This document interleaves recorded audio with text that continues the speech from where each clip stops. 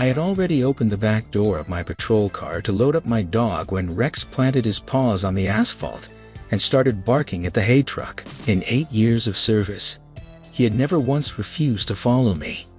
I didn't know it yet, but that load of hay held the most horrifying thing I would ever find on the job. It all started 15 minutes earlier. I was working a quiet stretch of highway east of town when the hay truck went by. Smoke was coming from under one of the rear wheels, and the farther it went, the worse it got. A wheel like that can lock up at speed, and then you have a disaster on your hands, so I hit my lights and pulled out after it. The truck pulled over onto the shoulder without any trouble. The hay was stacked all the way up, 2 rows of big rectangular bales tied down with rope, and I wouldn't have given that truck a second look if it weren't for the smoke. I crouched down by the wheel. The hub was scorching hot, and the brake was dragging and not releasing all the way.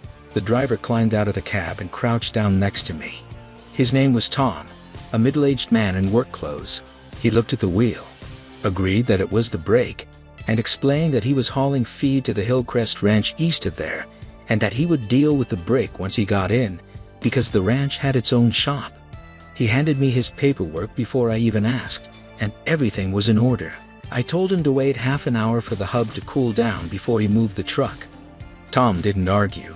He sat down on a step in the shade and got out his thermos. Right then dispatch came over the radio to tell me there was a broken down car sitting on the road by an exit ramp in my sector, and that I needed to check it out and get it cleared. I wrote out a warning, handed back his paperwork, and hurried to my patrol car. But Rex refused to come with me.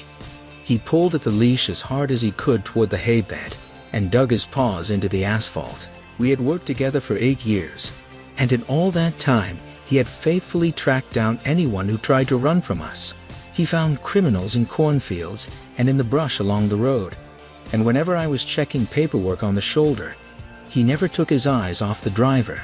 If somebody started making threats or reached for a weapon, Rex was between that man and me before I even understood what was happening. A year ago, my partner covered me like that one more time, and the bullet meant for me hit him instead.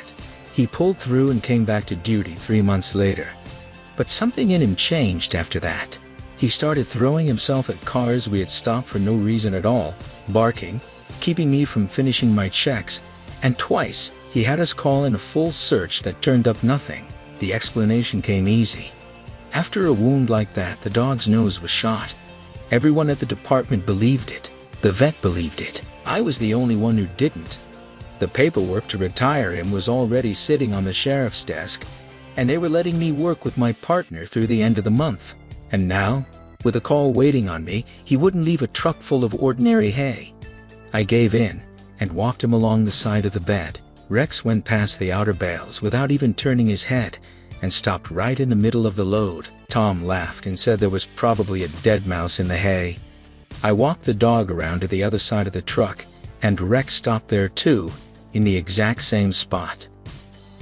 Tom acted like a man with nothing to hide. He offered to open up the load himself and pointed to the bale right above the spot where Rex was standing. "Cut that one," he said. "I'll tie it back up after." I cut the twine and dug through the hay all the way down. Tight dry grass, not one thing in it that didn't belong. The dog pointed at one specific bale. We checked that bale, and there was nothing inside. That was the worst minute of my whole career. I had argued with the entire department, argued with the vet, defending Rex, and now I was standing over a torn open bale, realizing I had been wrong. For 8 years this dog had gone ahead of me on the track, and a year ago, he took a bullet for me. And now, for the first time, I thought that it really was time for my partner to retire. I scratched him behind the ears, said something like, "All right, old man, let's go," and started walking him back to the patrol car. Rex locked all 4 legs. He twisted out from under my hand, went back to the bed, and started clawing at the boards under the bales with a fury I had never seen in him in 8 years. I had never known my dog to act like that, and it made me crouch down by the bed and shine my flashlight underneath it. The beam caught a row of small round holes in the floor, drilled clean and evenly spaced. Accidental damage doesn't look like that. I held my hand up to one of the holes and felt a faint but unmistakable flow of warm air. I looked at the hay. It was sitting perfectly still, and it was almost no wind that day. I held my hand up again. Air was coming out, the load of hay was breathing. Tom explained it calmly. The bed used to haul livestock, he said, and that's what the holes were for. It sounded reasonable, and for a second I believed him, except he had explained the holes in the floor, not the air coming out of them. My theory came together fast. There was a compartment under the hay which meant contraband. One detail didn't fit. Merchandise doesn't need ventilation. I called for a second unit on the radio, and that was the first time Tom got nervous. He asked how long all this was going to take, and offered to tighten the straps on the load himself and get going. I ordered Tom to shut off the engine and asked everyone to be quiet. The motor died, but for another 2 seconds a faint hum kept running somewhere deep in the load. I didn't think anything of it at the time. Soon there was nothing over that shoulder but the occasional noise from the highway. Rex pressed himself against the bed, pushed his nose into a gap between the boards and went still. Then he started scratching at the boards with his paw, slow and insistent. I was about to pull him away when something answered from inside. Somebody scratched the wood from the other side, weak and uneven. Rex answered right back. The scratching came again. For a few seconds it went back and forth, one side of the boards and then the other, and I stood there not understanding what was happening. Then, in a gap between passing semis, I made out a faint human voice from deep inside the load saying, "Help!" A minute later, Tom was in handcuffs in the back of my patrol car, and the unit that had just arrived was already calling in medics and the fire department on the radio. We pulled off the side panel of the bed. Underneath the floor, right under a layer of real hay, there was a narrow space, and there was a girl lying in it. She barely fit in there. Her clothes were soaked through from the heat, and an empty plastic bottle was lying next to her. When we helped the poor thing out into the daylight, she squeezed her eyes shut and covered her face with her hands. The sun was hurting her eyes, which meant she had been in the dark for many hours. I leaned down to her and asked what her name was. She struggled to lift her hand and pointed at the bed. "There are more," she got out, barely above a whisper. "No air. Turn on the fan." That same hum that had died with the engine came from a small fan built into the bed, and I was the one who had shut it off 5 minutes earlier. If there really were people still inside, they had been without air that whole time. There was no time to check whether she was right, and now we were counting minutes. I walked Rex along the bed without wasting a second. Now we read every move he made like an instrument. Wherever the dog froze, we opened up the floor. We pulled a man out of the second compartment, and 2 more out of the third. Rex went down the rest of the bed calmly, and for a second, it looked like there was nobody else inside. Then the dog turned around, came back to the front wall and stopped dead. Behind the front panel was the biggest compartment of all, and we carried 4 more people out of it. 7 people had been hauled in wooden boxes, where all you could do was lie there, unable to lift your head or straighten your legs. If that fan had failed on the road, or if the truck had been held up a couple of hours, those boxes would have been their coffins. From the outside it looked like an ordinary load of hay, the kind I would have driven right past myself without a second glance. It was nothing short of a miracle that all 7 of them lived. 3 were taken to the hospital with severe dehydration. In the interview room, Tom kept saying the same thing over and over. The truck had been handed to him already loaded, and he had no idea there were people inside. What broke his story was a toggle switch they found under the steering column. Nobody puts a hidden fan switch there by accident, and my patrol car camera had caught Tom reaching for it the second I told him to shut off the engine.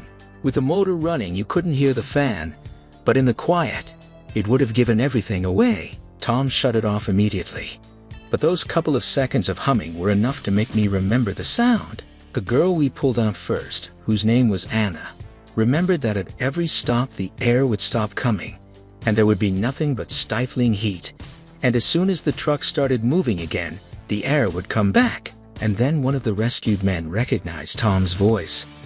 He had heard him during the loading when they were being forced to climb into those cramped boxes. The story about the innocent driver fell apart, and the investigators started working on where the truck had been. The navigation unit had a location saved in it that Tom had driven to several times over the past few weeks. At that address stood an old farm warehouse, no different on the outside from hundreds of other abandoned buildings along our roads. Inside it was empty, a bare concrete floor, dust, some leftover hay from last year. But behind a partition, the investigators found another truck bed with the floor taken out, and next to it, a hay press, bales sawed in half frames and finished ventilation units ready to go. Our truck had not been the first one built here, and when they cut open the safe in the corner, they pulled out a shipping log with dates, license plate numbers, and delivery addresses. The entries went back months, and in the destination column one name came up over and over: Hillcrest Ranch, the same address Tom gave me the moment he stepped out of his cab. Hillcrest Ranch was completely real land, cattle, regular feed purchases, everything filed and in perfect order. They really were waiting on that hay. Tom gave out the real address precisely because a quick check backed up his story every time, and that was what kept the operation running for years. The officers drove out there not knowing what they would find. The place sat an hour from the nearest road, out of sight of the highway. At first everything looked normal: pens, equipment, a feed shed, a bunkhouse for the seasonal workers. Then somebody noticed that the bolts on the bunkhouse doors were welded on the outside. You can't open a door like that from the inside. In the manager's office they found a box of foreign passports, and there were dozens of documents in it. When we had only pulled 7 people out of that truck, a ledger in the same desk explained the rest of it. Every worker was charged for the trip, charged for his bunk, and charged for his food, and that debt grew faster than his wages. So by the end of the month, the man owed more than he had at the start. People were brought here from other countries for high-paying work they had been promised, and once they were on the ranch, they were told the price for the help getting into a prosperous country. Every one of them now owed an enormous sum, and it would take years to work it off. They had crossed the border in secret, most of them inside shipping containers. Their passports were taken away the first day, and there was nowhere for them to go. With no documents and an illegal crossing behind them, going to the police was out of the question. The officers found and freed every worker who was being held there by force. The ranch manager was arrested, along with the men running the transports, and through the payments and phone records, the investigation reached the rest of the people in an international criminal network. One page out of that shipping log changed everything for Rex and me. I was going through it with the investigators when I came across a license plate number I recognized. 2 months earlier, Rex had thrown himself at that same pickup out on the highway and wouldn't let me finish the stop. We called in a full search back then, went through the whole vehicle, found nothing, and the incident got written up as a false alert. The investigators pulled all my old reports from it every time Rex had alerted for nothing. 2 more vehicles turned out to be connected to the same network through a contractor who hauled feed to Hillcrest. Going by the dates in the log, we had stopped all 3 of them on their way back, already empty. The people they had carried were dropped off a few hours before we ever pulled them over, but those people had been lying in those boxes for hours on end, and the smell of their sweat, their breath, their clothes soaked into the wood and stayed there long after.